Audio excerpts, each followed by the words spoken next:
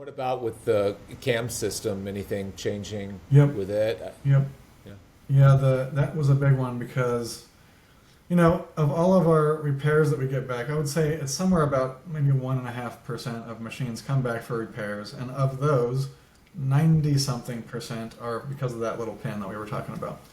So, what happens is there's pressure being put on that pin, and just sometimes it fails and pops out, or breaks or bends and causes extra friction, stuff like that.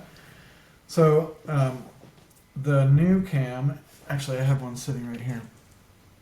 So, this is the new cam, and let's see. So, if you look at these two side by side, you can see this is the old one, this is the new one, and as you can tell, the whole or the teeth size is dramatically different.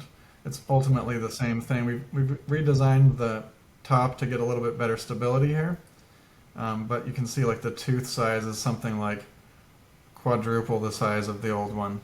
The purpose for that is for bigger pin.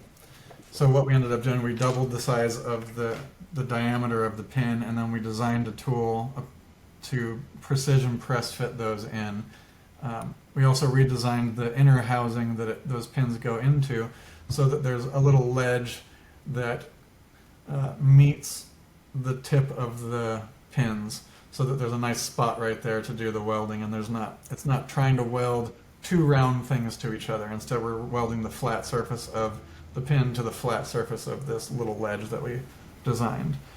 But by doubling the diameter of the pin size, we actually get 4 times the surface area that is like purchasing with the hole that it's going into.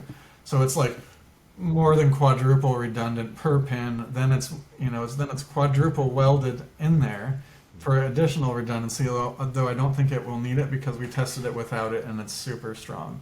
And then we also have second pin, so there's now 2 pins in where there used to be 1, and they're precision press fit so that no matter what, they're in the exact spot that they need to be, and they can't bend out of position. But in a worst case scenario, if one of your pins were to fail, there's a backup one, and this machine would still function the same way.